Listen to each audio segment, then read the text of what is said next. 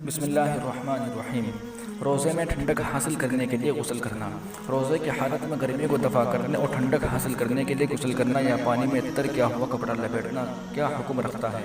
اس سلسلے میں جمہور کی رائے یہ ہے کہ جائز ہے اور اس میں کوئی کراہت نہیں۔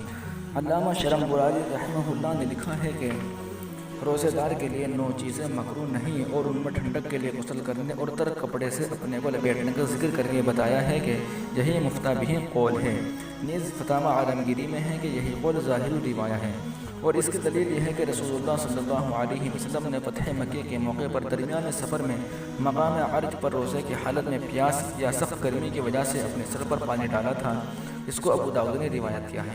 نیز حضرت ابن عمر رضی اللہ تعالیٰ عنہ سے بھی مروی ہے کہ وہ روزے کی حالت میں کپڑا تر کر کے لپیٹ دیا کرتے تھے، مگر امام ابو حنیفہ رحمہ اللہ نے روزے کی حالت میں اس سے منع فرمایا ہے، کیونکہ اس سے بے صبری اور بے چینی کا مظاہرہ ہوتا ہے، جو اچھی بات نہیں۔ لہذا بلا ضرورت شدیدہ کے ایسا کرنے، ہاں اگر شدید ضرورت محسوس ہو تو جمہور کے قول کے مطابق اس میں کوئی حرج نہیں، اور اسی پر فتویٰ بھی ہے جیسا کہ اوپر عرض کر چکا ہوں۔ شکریہ، جزاک اللہ۔ مزید ویڈیو کے لیے چینل کو سبسکرائب کیجیے۔